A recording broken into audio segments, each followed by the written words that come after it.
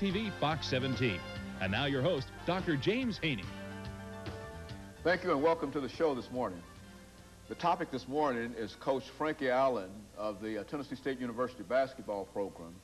And we're fortunate to have with us Coach Allen to talk about the Tennessee State University basketball program and the fact that Tennessee State University is the OVC champ in men's basketball for the 1993 season. Welcome to the show this morning, Coach.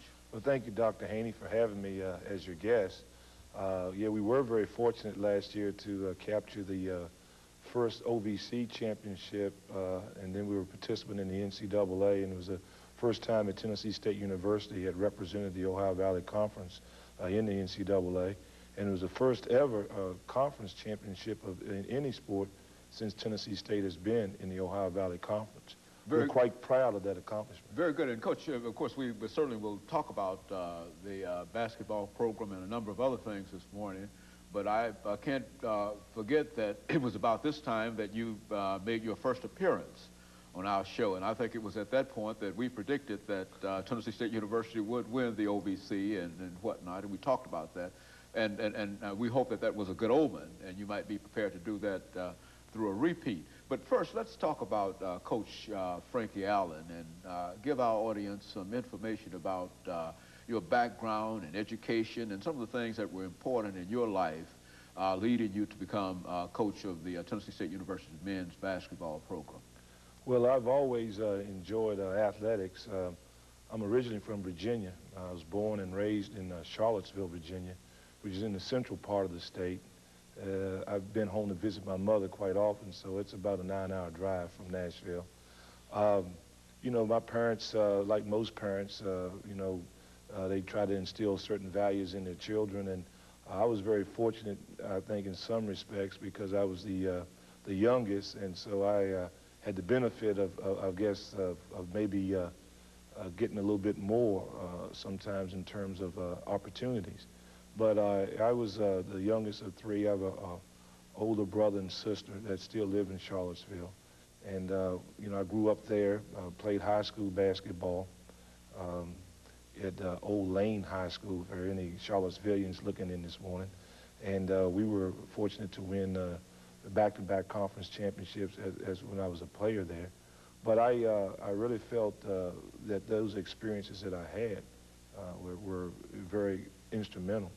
I think one of the big keys, both my mother and my father, they were both just hard-working people that, you know, try to get their children to do the best and make the most of first opportunities. And I was the first one in my family, being the youngest, that had an opportunity to go to college, and that was provided by an athletic scholarship to a small school also in the state of Virginia, Roanoke College.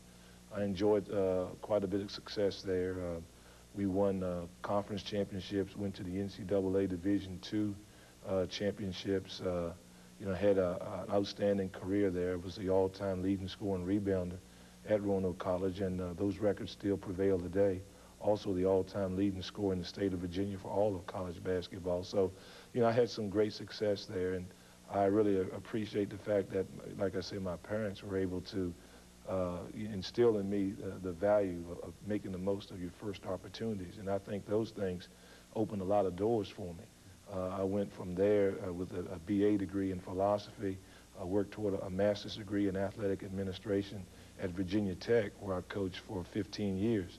I was an assistant coach at Virginia Tech for 11 years. Our teams enjoyed great success. The last 4 years of that 15-year stint, I was the head coach, where I was Metro Conference Coach of the Year, and enjoyed a great deal of success, having coached 2 players that are now playing in the professional ranks.